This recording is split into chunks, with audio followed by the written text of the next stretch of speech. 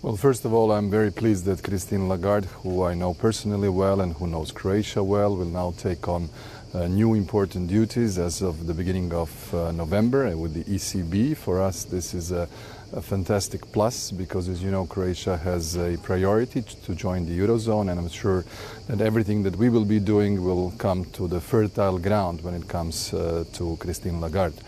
When it comes to the Central and Eastern Europe, I think this is a region which is basically collectively in the sort of catching up and convergence mode. This is the key objective because some of the countries that joined the EU faster passed that road a little bit easier, a little bit faster. My country is trying to speed up these efforts, and all our reform efforts are directed in that direction.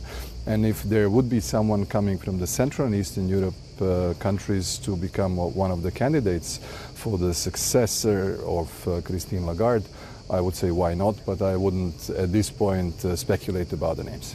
Let me ask you a little bit more about Christine Lagarde, and who you have worked closely with. You're a politician. Christine Lagarde is a former politician. There's been some criticism about whether a politician is the right fit for the ECB, not having an economist in such a key central banking role. What do you think, given all the structural challenges here in Europe?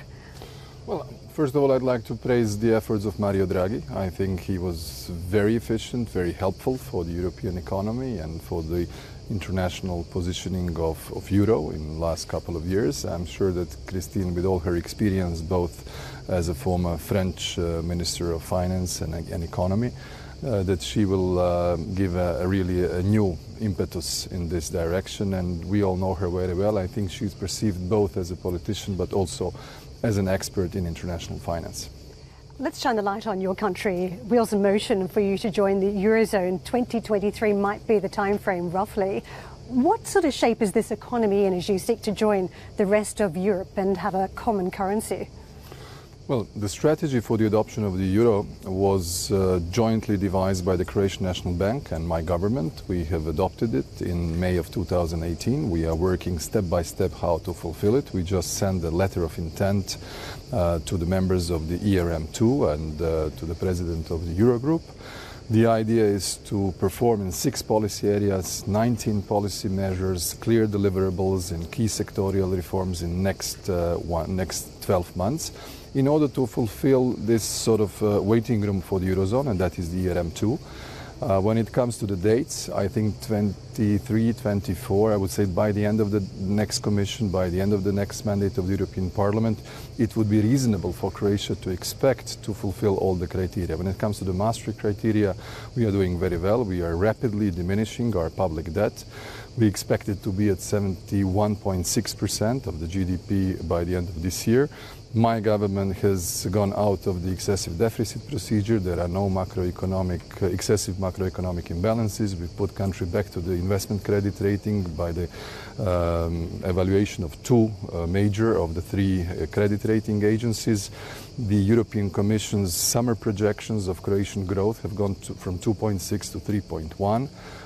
Tourist season will be at the level of the last one, so I think that all the key drivers of the Croatian economy, which is the fiscal consolidation, structural reforms in both public and private investments, with the line that we have clearly taken and are holding to, can achieve very positive results in the next couple of years. I take your point, but we have seen in the past that it is a very heady journey up to try and join the Euro membership. But once you're there, some of those benefits come straight away, you know, more investment, you get the escalation in property prices that many across the country enjoy, the returns that that brings for those owning property. But on the other side of the coin, as soon as there is a downturn, there's less wriggle room, the inability to depreciate a currency to deal with some of the problems in the country. And we've seen that in Greece, we've seen that in Italy, we've seen it in Portugal. Are you concerned about what you're signing up to? Well, first of all, what we are doing is carefully crafted. This is not an abrupt decision of any of us who is involved overnight.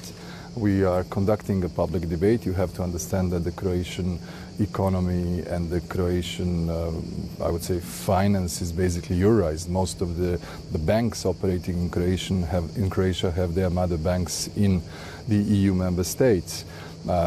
savings, credits, everything that we have is 50 or 65% in euro already. We trade with the Eurozone partners over 65%. So basically you have to understand that the Croatian economy is already very much euroized. What we are trying to do is do the catching up as fast as we can. In that respect, my government, when we started, we were only at the 9% contracted EU funds for this financial framework. And now, less than 3 years later in our office, we are above 70%. So what I would like to do is to speed up the catching up. And Eurozone comes basically more than 10 years after the EU membership. And this is exactly where we should find ourselves and position ourselves to strengthen our economy in order to have a better living standards for our citizens.